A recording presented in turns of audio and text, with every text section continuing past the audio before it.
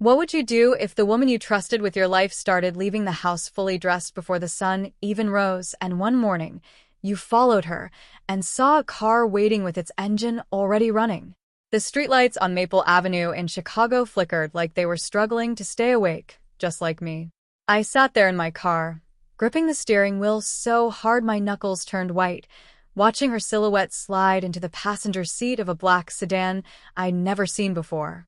She didn't hesitate. No glance back. No pause. Just gone. And that's when I realized I had no idea who my wife really was. If you genuinely enjoy our stories, please subscribe to the channel, tell us where you're from, and what time it is right now. It's always fascinating to know how far our story flows. At first, I told myself I was being paranoid. People don't just wake up one day and become strangers. Not after 10 years. Not after everything we'd built together. But something had shifted. Not suddenly. No, it was subtle, like a slow leak in a tire you don't notice until you're already stranded.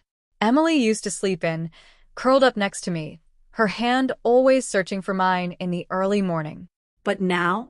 She was gone before dawn, always dressed perfectly, makeup done, hair styled, heels clicking softly across the hardwood floor like she was trying not to wake me. The first time I asked her about it, she smiled. Too quickly. Early yoga class, she said, grabbing her keys. Emily hated mornings.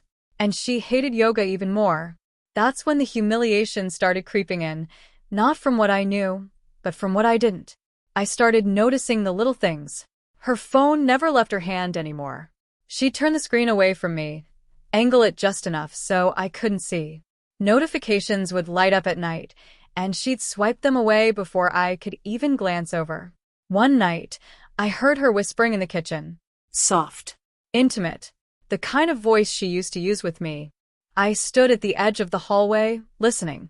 I miss you too, she said, barely audible. My chest tightened, so hard I thought I might collapse right there. When I stepped into the light, she jumped, almost dropping her phone. Who was that? I asked. Work, she snapped. You're being ridiculous. That word stuck with me. Ridiculous. Like I was the problem. Like I was the one imagining things. Days turned into weeks, and the distance between us grew wider than Lake Michigan. She stopped touching me.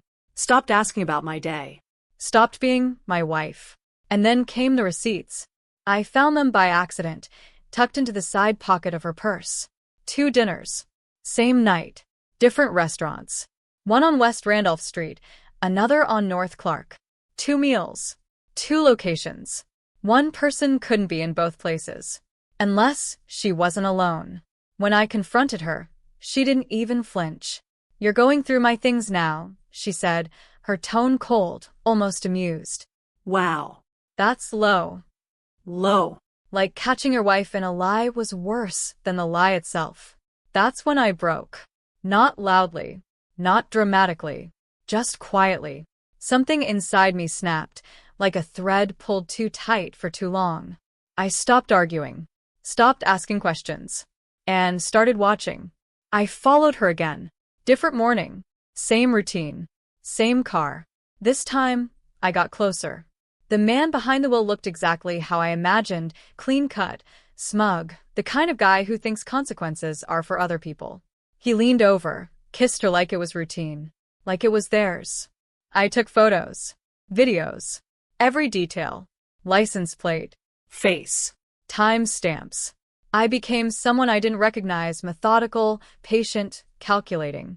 Turns out his name was Daniel Mercer. Married. 2 kids. Lived in a townhouse off North Halstead. Perfect. I didn't confront them. Not yet. Instead, I hired a lawyer. Quietly. Efficiently. I handed over everything. Photos, receipts, call logs I'd managed to pull from our shared account. Do you want to go public with this? The lawyer asked. I thought about it. About the humiliation. The nights I lay awake wondering what I'd done wrong. Yes, I said. But not yet. I waited. I let them get comfortable. Let them believe they were untouchable. Emily got bolder. She stopped hiding it as carefully. Came home later. Smelled like a cologne that wasn't mine. One night, She looked me dead in the eyes and said, "Maybe we just grew apart." Grew apart. Like this was mutual. Like betrayal was just distance. That was the moment I knew she didn't feel an ounce of guilt. So, I set the trap. Daniel's wife, Sarah, had no idea. I made sure of that, until I didn't. I sent her everything. Every photo. Every message I'd recovered. A complete timeline of their affair. Then I scheduled the divorce filing. Full evidence attached. But the real masterpiece? Emily worked at a mid-sized marketing firm downtown. Reputation meant everything there. So, I sent an anonymous package to HR, documenting her ongoing affair with a married client. Conflict of interest. Ethical violation. By the time everything hit, it wasn't a ripple. It was an explosion. Daniel's wife confronted him first. Neighbors heard the screaming. Someone called the police. Emily got called into her office the same day she was served divorce papers. I wasn't there, but I heard about it later. She tried to deny everything at first. Then they showed her the evidence. My evidence. Photos. Dates. Times. Her face, I was told, went completely blank. Daniel lost his family. His wife filed immediately. Took the kids. The house. Emily lost her job within the week. And me? I didn't yell. I didn't fight. When she finally came home, eyes red, hands shaking, she looked smaller than I'd ever seen her. "You ruined my life," she whispered. I just looked at her. "No," I said quietly. "You did that yourself." The divorce was quick. Clean. Clinical. She tried to reach out a few times after. Messages. Calls. I never answered. Months later, I passed her once, outside a rundown coffee shop on the edge of the city. She looked different. Not just physically. Broken in a way that doesn't heal easily. She saw me. I kept walking. Because by then, I had already buried the version of her I once loved. And some things once buried should never be dug up again. The end.